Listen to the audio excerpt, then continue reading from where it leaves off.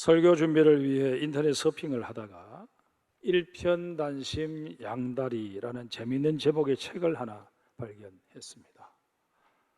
양다리면 양다리고 일편단심이면 일편단심이지 이 전혀 어울리지 않는, 생각에 따라서는 정반대인 이런 단어들을 조합해서 책 제목을 정한 것이 참 특이하다 하는 생각이 들어서 이 소설에 대한 평들을 찾아보았습니다. 다양한 작품평을 통해 이 소설이 영화로도 만들어졌다 하는 사실을 알 수 있었습니다. 영화는 남자 주인공 박성현과 여자 주인공 주라영이 압구정역에서 마주치게 되면서 시작됩니다. 이들에게는 이미 오래전부터 사귀어 오던 여친과 남친이 있었습니다. 그럼에도 서로에게 한눈에 반해버린 것입니다. 그때부터 이 두 사람은 양다리를 걸치게 됩니다. 자신의 여친과 남친을 좋아하지만 운명적으로 만난 상대도 포기할 수 없어서 아슬아슬하게 연애를 이어가는 것입니다. 어쩌면 작가는 현대인들의 복잡한 내면 세계를 이렇게 그리고 싶었지 않았을까 하는 생각을 해봅니다. 그런데 우리는 두아디라 교회에서 이와 유사한 모습을 보게 됩니다. 두아디라는 버가모로 가는 길목에 있는 조그마한 도시였습니다. 도시의 규모가 작다 보니 자연 그곳에 세워진 교회도 규모가 작을 수밖에 없었습니다. 아마 계시록에 소개되어 있는 소아시아 7교회 가운데 이 두아디라 교회가 가장 규모 면에서는 작은 교회가 아니었을까 여겨집니다. 그런데 재미있는 것은 이 작은 교회에 보낸 주님의 편지가 다른 교회에 보낸 편지보다 비교적 길다는 것입니다. 여기서 우리는 작은 자, 연약한 자, 보잘것없는 자에게 오히려 눈길을 주시는 우리 주님의 사랑을 발견하게 됩니다. 그러나 주님께서는 그저 작다고 약하다고 해서 무조건 감싸 주시고 오냐 오냐 하시느냐 하면 그런 것은 또한 아닙니다. 오늘 본문 18절 말씀부터 이제 한번 살펴보십시다. 18절 말씀입니다. 두아디라 교회의 사자에게 편지하라. 그 눈이 불꽃 같고 그 발이 빛난 주석과 같은 하나님의 아들이 이르시되. 눈이 불꽃 같다 하는 이 표현은 사람의 중심을 꿰뚫어 보시는 우리 주님의 통찰력을 의미합니다. 또 발이 주석 같다라는 표현은 주님께서 행하시는 심판의 준엄함을 의미합니다. 물의 비중을 1로 볼 때 주석의 비중은 7.28로 상당히 무겁습니다. 이런 주석으로 더 쉬운 발에 밟힌다고 한번 생각해 보십시오. 뼈가 으스러지기 쉬울 것입니다. 그러기에 우리는 최후 심판과 관련해서 거룩한 두려움을 느끼며 우리 삶을 꾸려가야 할 것입니다. 그러면 하나님의 아들 곧 예수님께서 불꽃 같은 눈으로 감찰하신 결과가 어떠했을까요? 먼저 19절 말씀 제가 다시 읽겠습니다. 내가 내 사업과 사랑과 믿음과 섬김과 인내를 아노니 내 나중 행위가 처음 것보다 많도다. 여기서 말씀하시는 사업은 두아디라 교회가 주님을 위하여 하나님 나라 확장을 위하여 애써 모든 영적인 수고를 총망라하는 개념이다. 그렇게 볼 수 있습니다.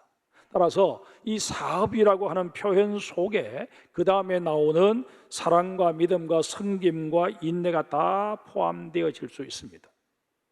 이렇듯 두아디라 교회는 그 규모에 비해 자신들이 감당해내어야 할 귀한 사역들을 훌륭하게 감당해낸 그야말로 당찬 교회였습니다.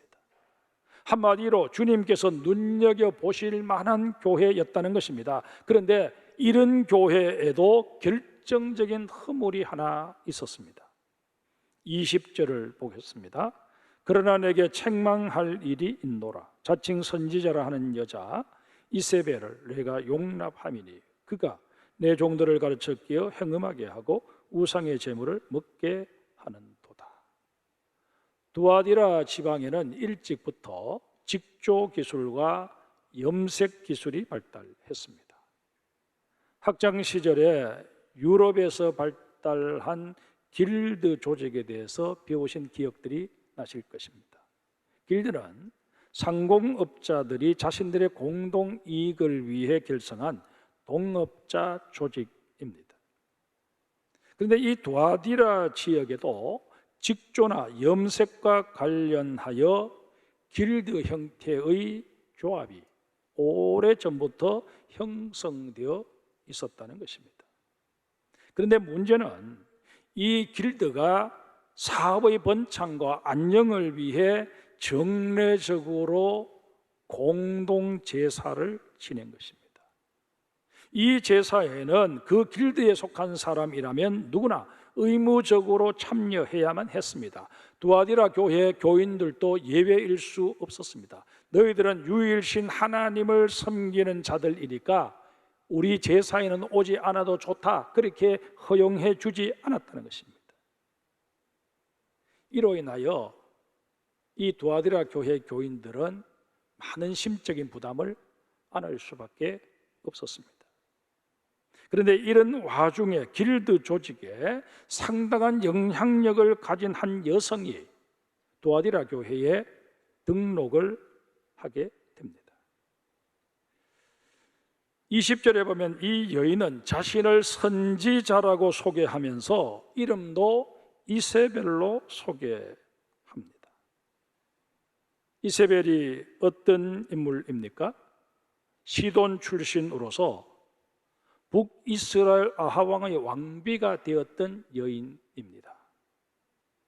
이세벨은 왕비가 된 후에 남편 아하방은 물론이거니와 북이스라엘 백성들로 하여금 시돈 사람들이 섬기는 바알을 섬기도록 만들었습니다.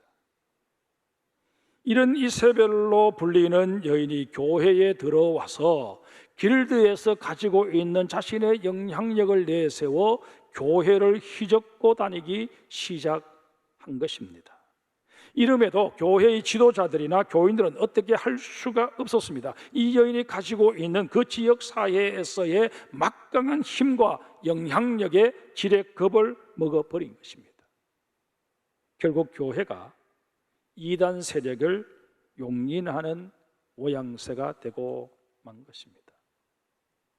오늘 본문에는 자세히 나와 있지 않습니다만 이세벨로 불리는 이 이단에 대한 기록들을 찾아보면 니골라당과 마찬가지로 영과 육을 분리하는 이원론적 교리를 바탕으로 구원받는 것은 우리의 영인 만큼 육신은 어떻게 살든 상관이 없다, 그렇게 가르쳤음을 알 수 있습니다. 심지어 우리 인간이 사탄의 깊은 것까지 알 수 있으려면 우리의 육신이 죄악 가운데 깊이 빠져봐야 한다고 가르쳤는가 하면 우상 숭배나 음행을 저지른다고 해서 굳이 죄의식을 가질 필요가 없다고 가르쳤습니다. 그런데 정말 심각한 것은 두아디라 교회 교인들은 이런 이세벨의 가르침을 알게 모르게 받아들이면서 길드에 의해 강요된 우상 숭배에 참여할 수밖에 없는 자신들의 삶을 합리화시키기 시작했다는 것입니다.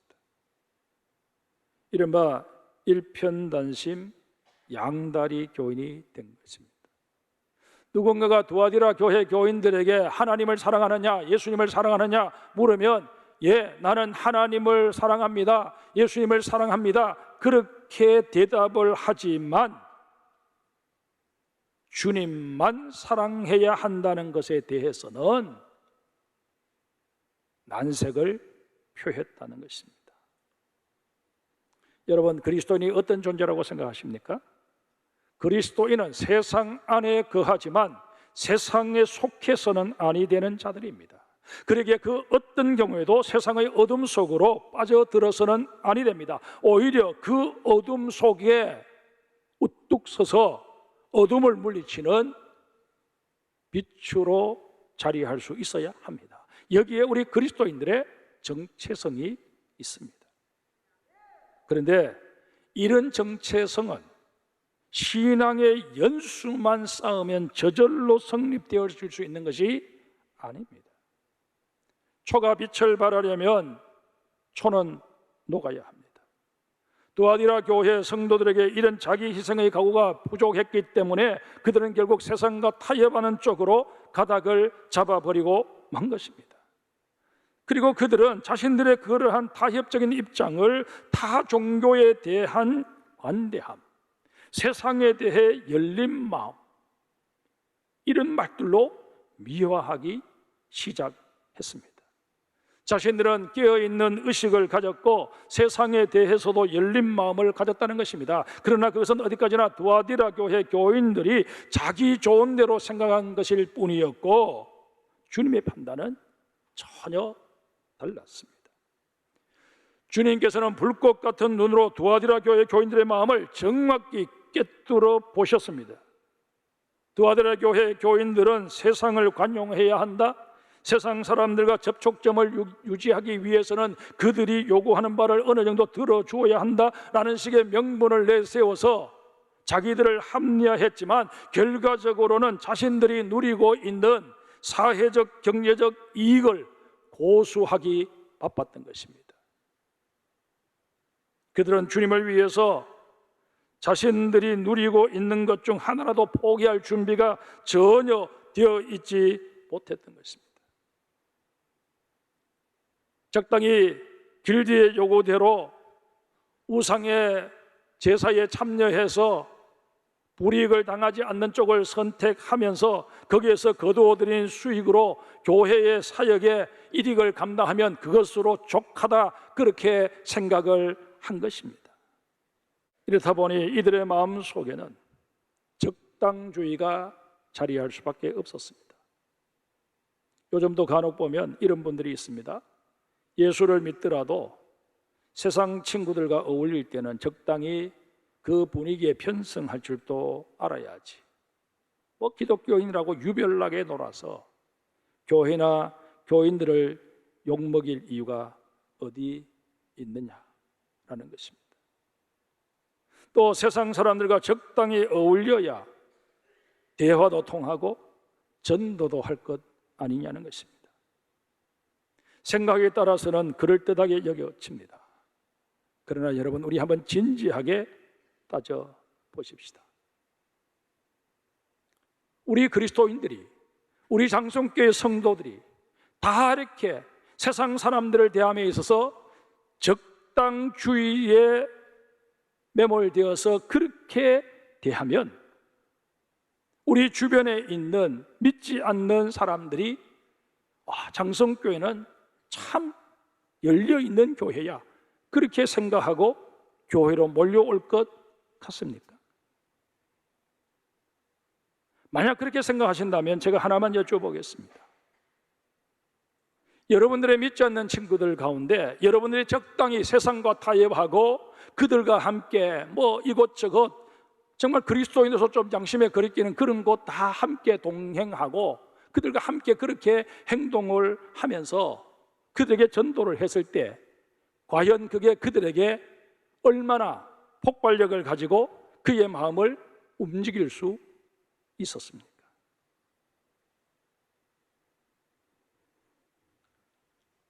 저는 그렇게 적당주의 태도를 취하면서 전도를 했을 때 거기에는 올바른 의미의 전도가 이루어지지 않는다고 생각합니다. 설령 우리의 그런 개방적인 태도에 호감을 가지고 교회를 찾아오게 되는 사람이 있다고 할지라도 우리 교회의 분위기가 전체적으로 그렇다면 그는 얼마 못 가서 다시 세상으로 돌아가면서 이렇게 말할 것입니다. 교회도 세상과 다를 게 별로 없네. 그런 교회를 굳이 아까운 시간 낭비해가며 나가야 할 이유가 어디에 있겠나? 여러분, 적당주의는 내가 세상을 살아감에 있어서 처신하기에는 도움이 될지 모릅니다. 그러나 하나님 편에서나 교회 편에서는 전혀 도움이 되질 않습니다. 교회의 정체성을 드러내고 한 영혼을 전도하여 천국 백성으로 변화시켜 가려면 오히려 성도는 성도다워야 합니다.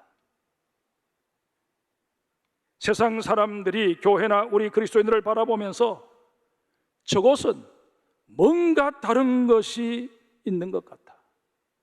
정말 예수 믿는 사람들과 깊이 내 인생의 문제를 한번 논의해보고 싶어.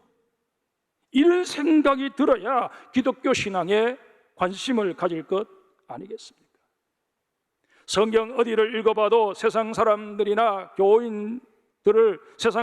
교회나 교인들을 욕하지 않도록 할 수 있는 대로 세상 사람들의 비위를 맞추어 주어라, 그렇게 말씀하시는 곳이 없습니다. 오히려 주님 말씀대로 살게 되면 세상에서 욕을 먹고 핍박을 받는 것 불가피할 뿐더러 그런 일이 너에게 일어나거든 오히려 기뻐하라고 우리를 권면해 주고 계십니다. 그 대표적인 말씀이 마태복음 5장 11절 12절입니다. 한번 우리 찾아보십시다.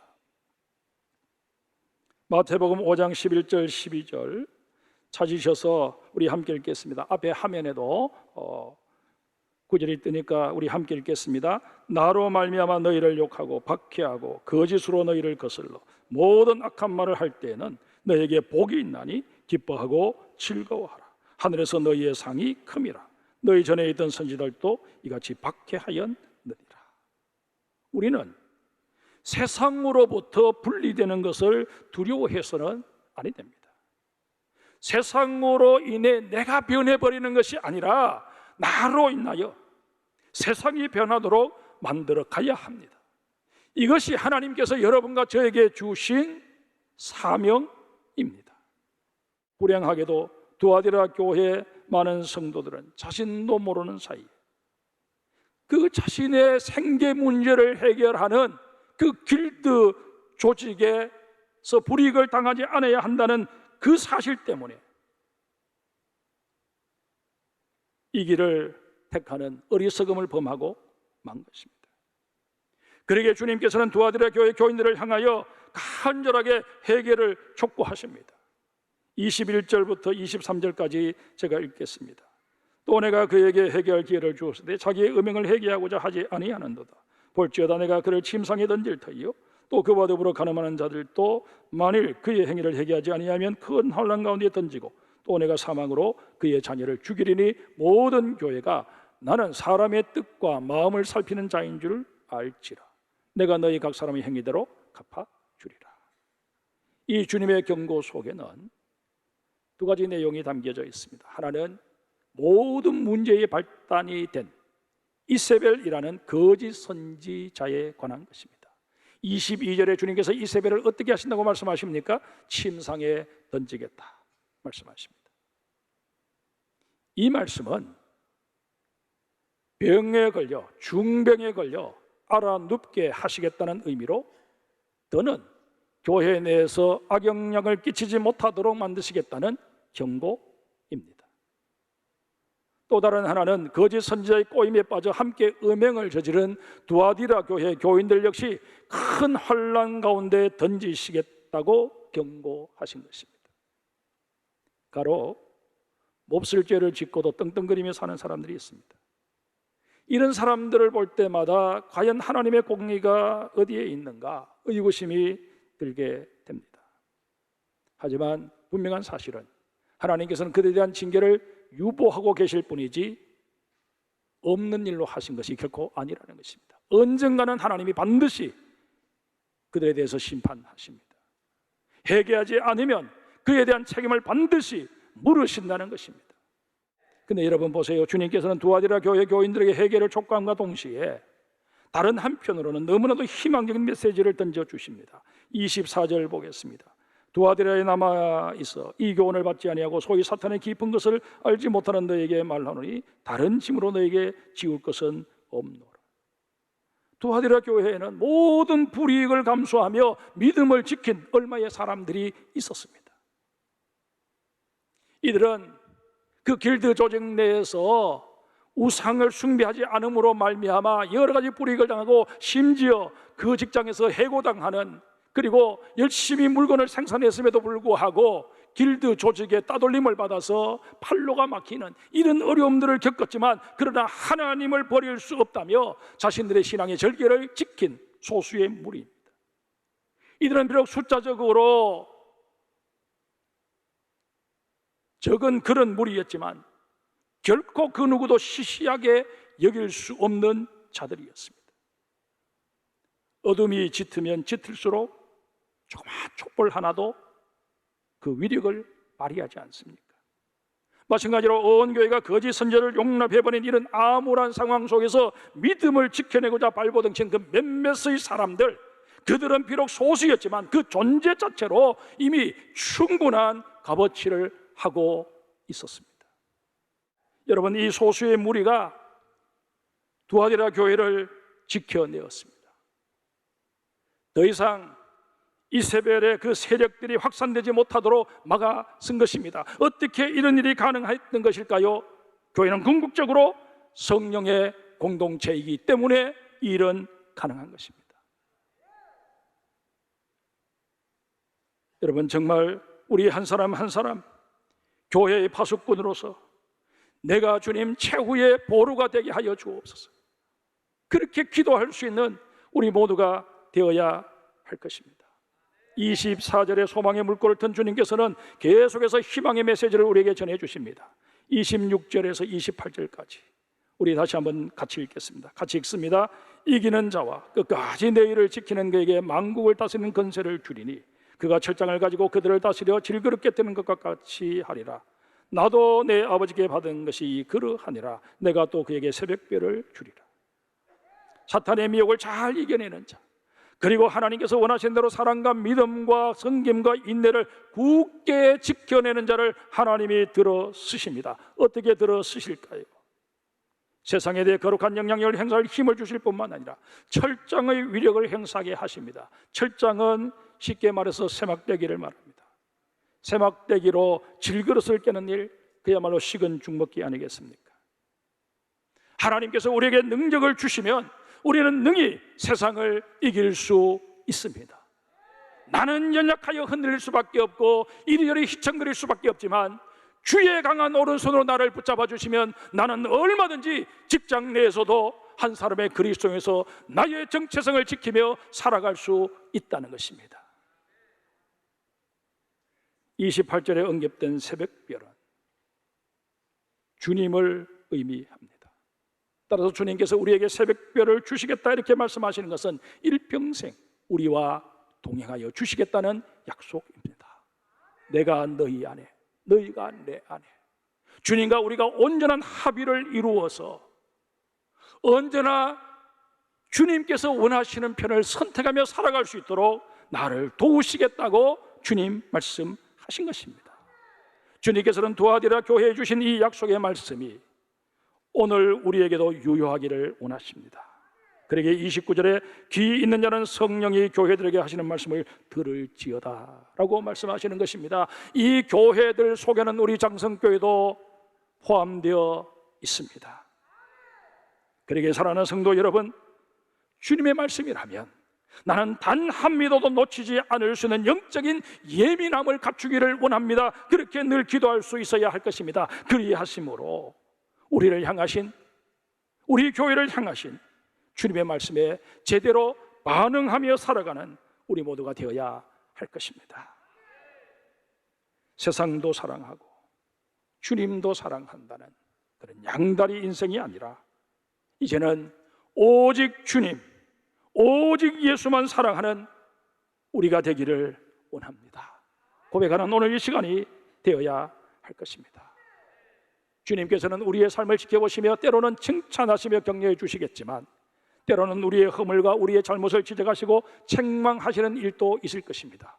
우리는 칭찬에만 아멘하는 그런 성도가 아니라 하나님의 책망에 대해서도 이 강단에 세워주신 부족한 종의 입술을 통해서 때로는 나의 아픈 부분을 지적하는 그런 말씀이 선포되어진다고 할지라도 그 말씀에 조차 아멘으로 화답할 수 있는 우리가 되어야 할 것입니다.